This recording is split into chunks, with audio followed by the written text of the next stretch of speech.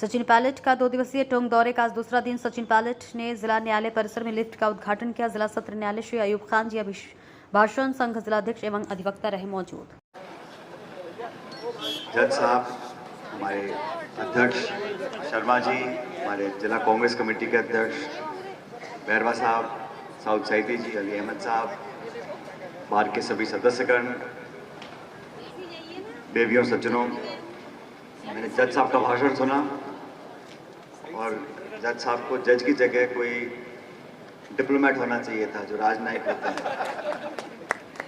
1.5 minute का भाषण और बिल्कुल टू द पॉइंट, जैसा उन्होंने कहा कि लिफ्ट का उद्घाटन करना है, उसके लाभ बता के उन्होंने आप सबको धन्यवाद प्रेषित किया। इसके लिए उसका बहुत धन्यवाद।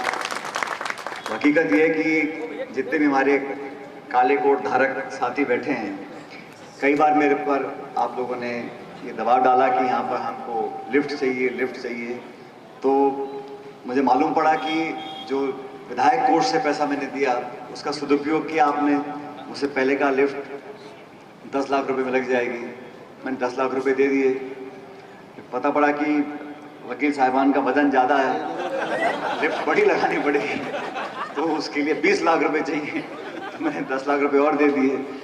और पता पड़ा कि आपका इस लिफ्ट का सैंक्शन का पैसा वैसे भी जयपुर से आ गया था और वो 20 लाख रुपए आपको मिल गए थे। लेकिन ये देखो, आप सबका प्यार है, आपको विभाग का 20 लाख रुपए नहीं चाहिए था, आपको मेरा 20 लाख रुपए चाहिए था। आप विभाग के पैसे से लिफ्ट बनाते तो आज हम और आप मुलाकात नहीं कर पाते, आप मुझे कार्यक्रम में नहीं बुलाते, आप तो जज साहब से विदा कटवा देते तो मामला खत्म हो जाता। तो सब संयोग की बात है। वो पैसा वापस करना पड़ रहा है आपको विभाग को, अलग बात है 20 लाख रुपए, लेकिन मेरे पैसों से मेरे क्या, आप जनता का पैसा है, विधायक मत से ये अच्छा शुभ काम यहाँ पर हुआ, उसके लिए मैं आपको बहुत बहुत बधाई देना चाहता हूँ। और मुझे अच्छा लगा शर्मा जी ने कहा कि जो निवर्तमान अध्यक्ष है उनका भी बुलाकर स्वागत सम्मान करते हैं। ये अच्छी परंपरा है, ये बार एसोसिएशन के साथ साथ मैं समझता हूँ औरों को भी करना चाहिए, जो भी अभिनेता, नेता, खिलाड़ी सब जो हैं, क्योंकि जो आज वर्तमान है वो निश्चित रूप से निवर्तमान बनेगा। ये जीवन की सच्चाई है। जज साहब, आज आप जज हैं, कल रिटायर भी होंगे। जज साहब, अयूब साहब, मैं आपसे निवेदन कर रहा हूँ, मैंने कहा आज जो वर्तमान है वो निवर्तमान 100% बनेगा। आज आप जज हैं, कल रिटायर होंगे। आज मैं राजनीति में हूँ, कल पारी खत्म होगी।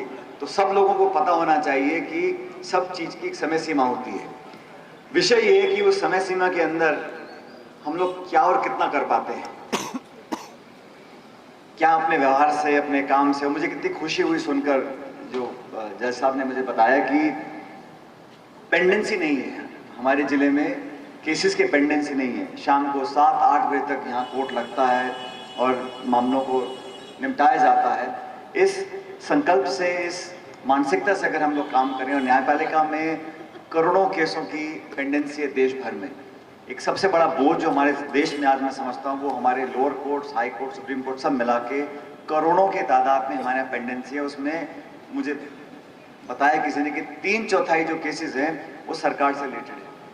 तो आपने जो यहाँ जिले में एक अच्छी शुरुआत की है पिछले 12-11 महीनों में, उसके लिए मैं आपको साधुवाद देता हूँ, आपको धन्यवाद करता हूँ कि आपने लगातार केसेस को निपटाने में जो कार्रवाई करी है वो सच में सराहनीय योग्य है। और ये अकेले कुछ नहीं कर पाएंगे जब तक वकीलों का साथ नहीं मिलता।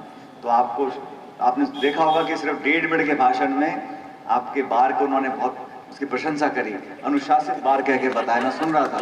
तो बार भी अनुशासित है, लोग भी अनुशासित हैं, और मुझे लगता है कि इस परिसर से यहाँ न्यायपालिका के माध्यम से लोगों को न्याय मिले, समय पर मिले। क्योंकि न्याय अगर डिले होता है, justice delayed is justice denied, समय पर लोगों को न्याय मिल सके, इसके लिए आप सब लोग काम कर रहे हैं। मैं आपको बहुत बहुत शुभकामना देना चाहता हूँ। हमारे अध्यक्ष शर्मा जी ने भाषण दिया, उनका भाषण सुना मैंने, और ना तो उन्होंने कोर्ट की बात करी, ना कचहरी की, ना लिफ्ट की। उन्होंने बाकी सारी बातें कर दी जो करनी वाली थी, मेरी भी कर दी, हवाई अड्डे की भी कर दी, रेलवे की भी कर दी, सब कुछ कर दिया। लेकिन उन्होंने शेर भी सुना दिए, लेकिन उन्होंने कोर्ट, कचहरी, लिफ्ट, वकालत की कोई चर्चा नहीं करी। लेकिन ये भी पुराने मंजे हुए खिलाड़ी हैं, और मैं इनके जो उनका टर्म, आपका 1 साल का था, 2 साल का, 1 साल का, तो कितना कार्यकाल? यार इस पे भी लिमिट लगनी चाहिए, नहीं कितनी बार?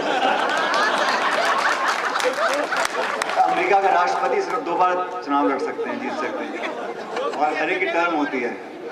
लेकिन ये अच्छा है कि देखो नेताओं को पाबंदी नहीं है, आप एमएलए 6 बार बनो, 8 बार बनो, 10 बार बनो, तो बार अध्यक्ष में कोई लिमिट नहीं है। लेकिन क्योंकि ओपन चुनाव में कोई भी लड़ सकता है, लेकिन जो ज़्यादा व्यवहार कुशल होगा, सबको साथ लेकर चलेगा, थोड़ी बहुत शेरो शायरी करेगा, लोगों से नेटवर्क बना के रखेगा, वो लगातार चुनाव जीतते रहते हैं। तो मुझे अच्छा लगा कि आप सबके अंदर एक अपनापन है। यहाँ पुराने वकील बैठे हैं बहुत सारे, देख रहा था मैं, नकवी साहब, टोकरा साहब, सक्सेना जी, जिनका संपर्क मेरे से रहता है। मैं आप बाकी जो वकील हैं उनसे भी आग्रह करूँगा, समय निकाल कर अपना काला कोट लेकर कभी आप मिलने आओ मुझसे, तो अपन बैठ कर चाय पिए। क्योंकि मैं बता रहा था जज साहब को, मैंने कहा ज़माना ऐसा आ गया आजकल कि घर का डॉक्टर कैसा भी चलेगा, लेकिन वकील अच्छा होना चाहिए। और जो हालात चल रहे हैं देश में, देख रहा था, लगातार कोई नेताओं के ऊपर विरोधियों पे कोई केस कर रहा है, कोई छापे डाल रहा है, कोई इनकम टैक्स का, कोई ईडी का, कोई सीबीआई का, और ये 90% जो हैं केसेस ये उन पर हैं जो वर्तमान के सत्ताधारी ताकतों की विचारधारा के विरोध में हैं। तो ये आंकड़े हैं, मैं नहीं कह रहा हूँ, 90% जो एक्सरसाइज होती है ये एजेंसीज की विरोधियों के। इसलिए घर में फैमिली डॉक्टर कैसा भी हो, लेकिन वकील बहुत अच्छा होना चाहिए। इसलिए आप सबसे मेरा आग्रह है कि आप अपने अपने सुझाव देते रहो। और आज जो इस कार्यक्रम को हमने किया उसके लिए मैं आपका बहुत आभार व्यक्त करना चाहता हूँ। और मुझे भी आपने आमंत्रित किया, जहाँ तक मन से बातें बोली गई कि शहर के लिए, जिले के लिए हमें क्या करना है, बिल्कुल सच है। हमारा जिला, हमारा क्षेत्र पिछड़ा हुआ है, इसमें मुझे कहने में कोई संकोच नहीं है। गाँवों में भी, शहरों में भी बहुत अपार संभावनाएं हैं विकास की, प्रगति की। और जयपुर से पास होने का जो लाभ हमें मिलना चाहिए वो हम ढंग से अभी तक उठा नहीं पाए पिछले 5-7 दशकों में। जो बाकी शहर हैं जयपुर के पास, उनमें ज़्यादा विकास हो सका। पिछले 4-5 सालों में हमने कोशिश करी, कुछ कोरोना का काल आ गया, बाकी दिक्कतें आई, लेकिन फिर भी मैं कुछ विकास कार्यों का आज निरीक्षण कर आया हूँ। अच्छे यहाँ पर बड़े इंस्टीट्यूशंस, बड़ी बिल्डिंग निर्माण के काम होंगे। बच्चों के लिए, नौजवानों के लिए अगर अवसर हम ज़्यादा यहाँ पर पैदा करेंगे टोंक के अंदर, तो बहुत एक चहुमुखी विकास हो सकता है। उस विकास में सभी नागरिकों का योगदान होना चाहिए, विशेष रूप से जो पढ़े लिखे शिक्षित वर्ग है, आप सबका भी होगा तो हम मिलकर आगे चलेंगे। और मैंने अपने कार्यकाल में और राजनीति में कभी भी राजनीतिक मानसिकताओं को विकास में गतिरोध पैदा नहीं करने दिया है। कोई भी व्यक्ति हो, किसी भी पार्टी का हो, अगर उसको लगता है उसके योगदान से, उसके सुझाव से, उसके समर्थन से हम कुछ हासिल कर सकते हैं, तो मैंने हमेशा आधे से ज़्यादा रास्ता तय कर बात करने की कोशिश की है कि भाई आज कोई विधायक है, कल कोई सांसद होगा, सरकार किसकी बने, लेकिन अगर क्षेत्र के विकास के लिए, लोगों को विकसित करने के लिए कोई बड़ी परियोजना है, कुछ सुझाव आते हैं, समर्थन आता है, तो सबका हमें स्वागत करना चाहिए। जो राजनीति में कटुता पैदा हो गई है, वो पहले ऐसा नहीं था 20-25 साल पहले, लेकिन आजकल थोड़ा ज़्यादा मैं समझता हूँ कड़वाहट हो गई है, टकराव हो गया है। तो वो एक शुभ संकेत नहीं है इस देश की जमहूरियत के लिए, हमारे लोकतंत्र के लिए। इसलिए चुनाव होता है, प्रतिस्पर्धा होती है दो उम्मीदवारों की कि कौन ज़्यादा बड़ा सेवक बन सकता है। यही तो है भाई, कौन ज़्यादा सेवा कर सकता है क्षेत्र की। विधायक, सांसद अलग अलग पार्टी के टिकट पर चुनाव लड़ते हैं, जनता को निर्णय करना है कि भाई 10 लोग चुनाव लड़ रहे हैं, सबसे उम्मीदवार हमारा बढ़िया ये है कि ये हमारे को ज़्यादा लाभ देगा, हमारे ज़्यादा काम कर सकता है। इसी बात की प्रतिस्पर्धा है। ये जो राजनीति हो गई है जाने दुश्मन बनने की और पाला खींच कर और बिल्कुल टकराव पैदा कर इसका कोई लाभ नहीं है। इसलिए मैंने हमेशा कोशिश करी है कि वैचारिक विरोध भी अगर हो तो बड़े सरल तरीके से, सद्भावना से, अच्छे भाव से, विनम्रता से हम उसको प्रस्तुत करें। पब्लिक भी उसको अप्रिशिएट करती है। तो इस प्रकार के संस्कार मैं समझता हूँ कि नई पीढ़ी को, नौजवानों को हमें देने चाहिए।